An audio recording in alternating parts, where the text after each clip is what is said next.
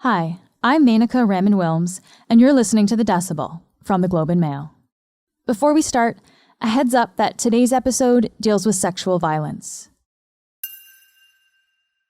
We're learning about disturbing atrocities happening in Ethiopia.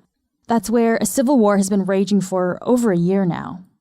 The conflict is centered in the northern region of the country, known as Tigray. Tigrayan rebels are well armed and pushing for independence, and the Ethiopian government is trying to stop them. Forces from the neighboring country, Eritrea, have also helped the Ethiopian government quell the dissent.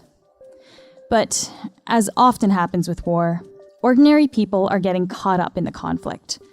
Thousands of Ethiopians may have already died, millions have been displaced, many are facing famine, and recently, human rights groups have found that women and girls are being targeted with widespread sexual violence.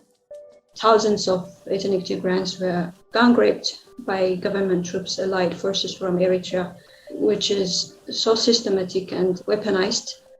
Lucy Kassa is a freelance journalist who's reported on the conflict for the Globe. She'll help us understand how sexual violence is being used as a weapon of war and the dangers she herself has faced while covering it. This is the Decibel.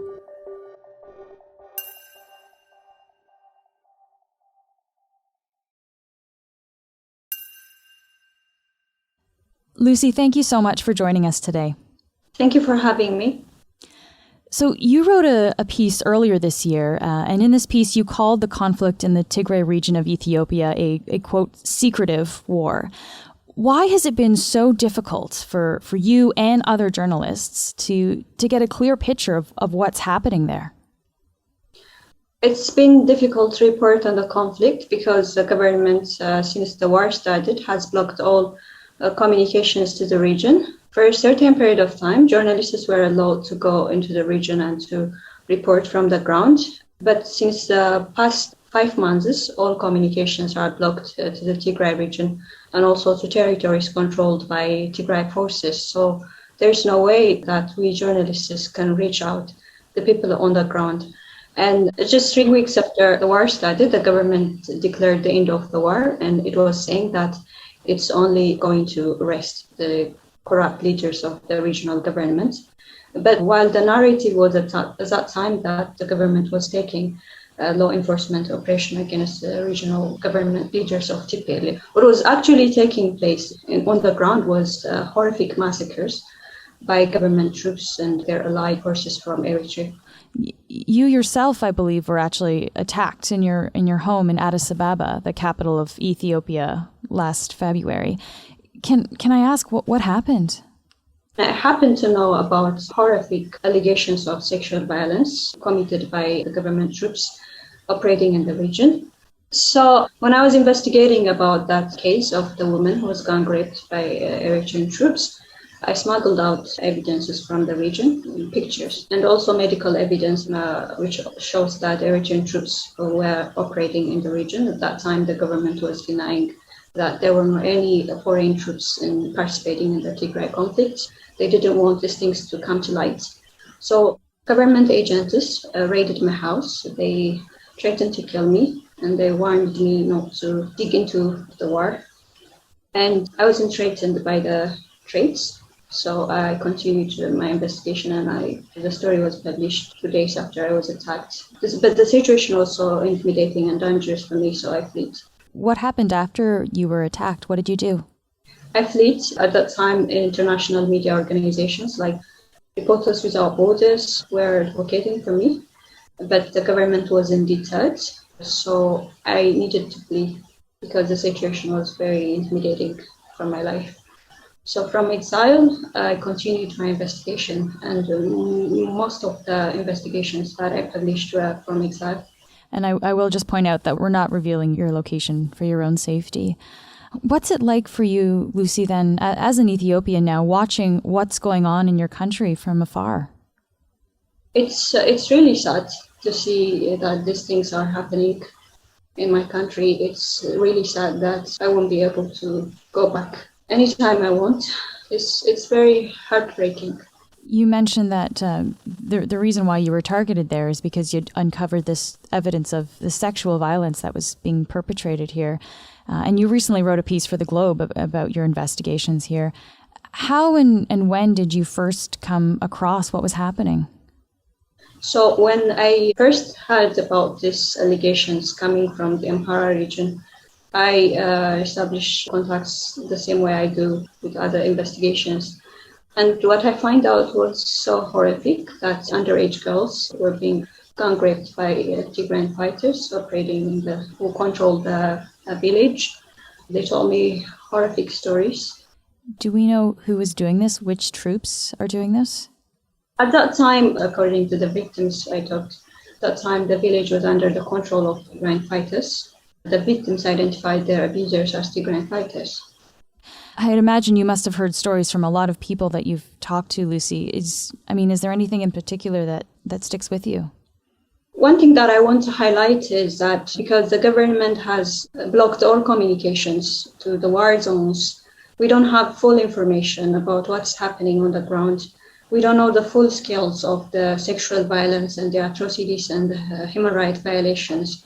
And there's always a lagging of atrocities. We receive reports of atrocities usually after 3 or 4 months after they were committed because of this communication blackout, and also because the government doesn't allow independent investigation into the crimes committed during this war. So far, from what we have investigated, the most well-documented evidences posed by journalists and human rights organizations, what they suggest is that the most horrific atrocities were committed by government troops and allied forces from Eritrea, crimes that could amount to crime against humanity and possibly genocide.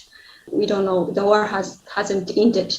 We are now hearing about allegations of atrocities from Tigray fighters. But overall, there is a need for independent investigation. We journalists could only manage to uncover some crimes, but to know the full scale of the human rights violations, there's a need for independent investigation.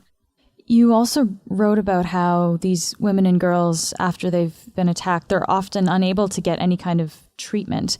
Why is it so hard for them to get help?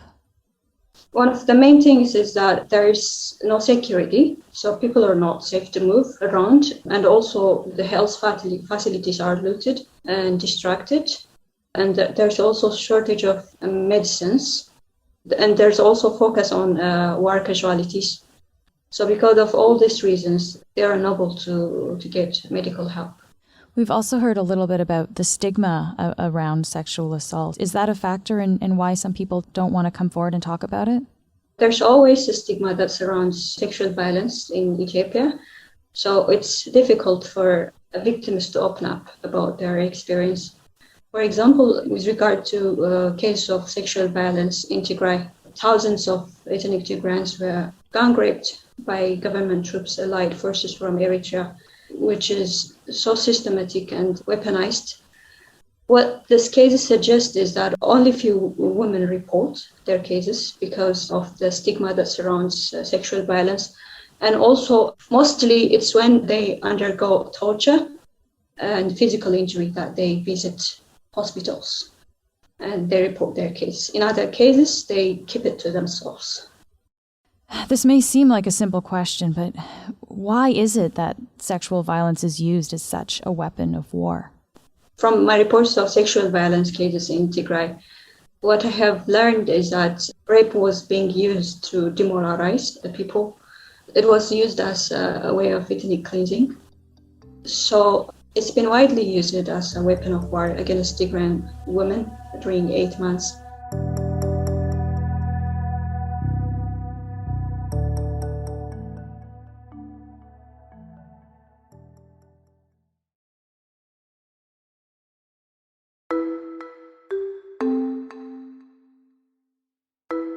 What has the Ethiopian government said? What's been their response to reports of the widespread sexual violence being perpetrated by their troops? So when I first uncovered that story to Los Angeles Times, at that time the government was denying allegations of sexual violence in the conflict as propaganda and false, as a lie. For months it was saying that. And in Parliament, the Prime Minister, after so many reports, he admitted that sexual violence has been used, that case of gang rape have been committed in the conflict, and that the ones who committed these crimes would be held accountable.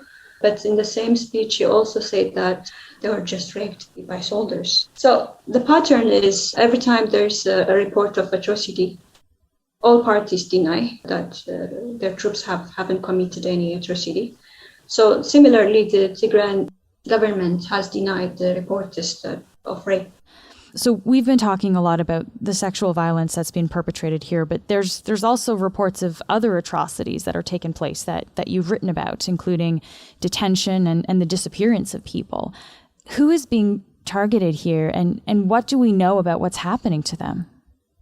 There are mass detentions, and people were being sent to concentration camps, massacred and tortured in Western Tigray territories, which are controlled by Amhara troops and Eritrean troops for the past 1 year since the war started.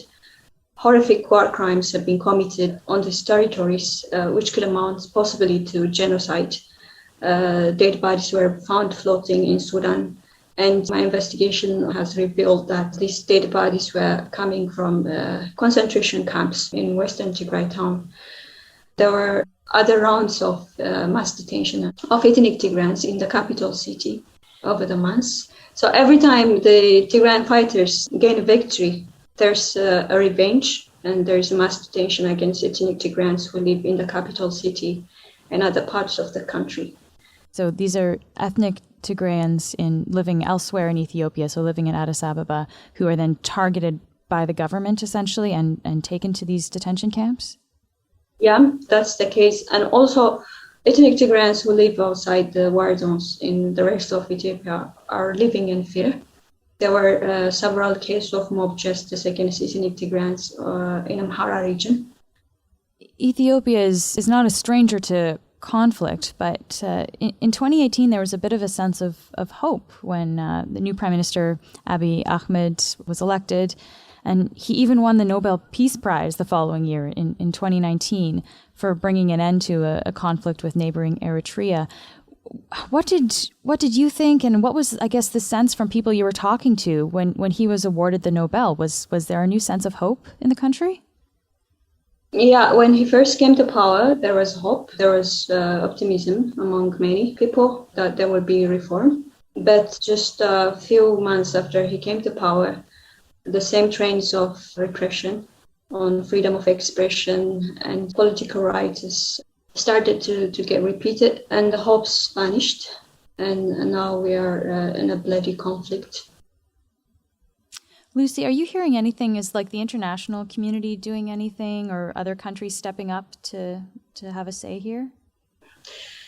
No, I haven't seen any meaningful action from the international community about this war so far. The US is going to decide if the crimes committed against ethnic Tigrayans in the conflict amount to genocide or not. I guess now, looking at the situation today, you're closely following the situation. Where is the conflict headed, and what will you be watching for next? It's so difficult to predict, but yeah, one thing we are sure is at this point, both warring parties are only looking for a military solution. So it doesn't look like there will be a peaceful end to the conflict. And the more the war continues, there will be suffering of civilians. That saddens me. There will be more children to die from starvation. There will be so many people to flee from their homes. And there will be so many atrocities. And when I think about these things, I feel sad. Do you think that you'll one day be able to safely return to Ethiopia? It's very uncertain. The situation is very uncertain and unpredictable. But I really hope for peace. Lucy, thank you so much for your really important work here and for taking the time to speak with us today. Yeah, thank you too. Before we go today, an update on another story. For every dollar you spend in children, you save about $18 downstream. But the reverse is also true. If you cheap out on a kid, you're going to pay $18 in expenses later on. So do the right thing. It just makes sense.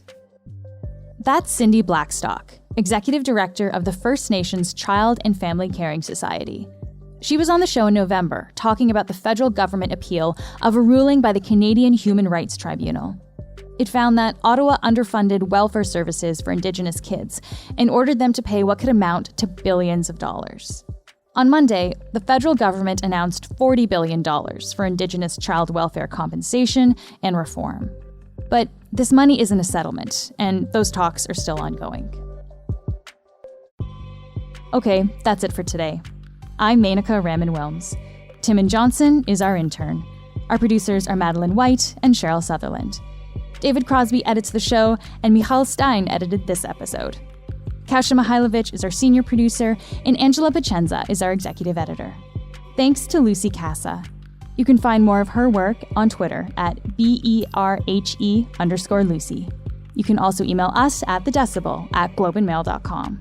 If you want to reach me, I'm on Twitter at MenakaRW. And if you haven't already, please follow The Decibel wherever you get your podcasts. Thanks so much for listening, and I'll talk to you tomorrow.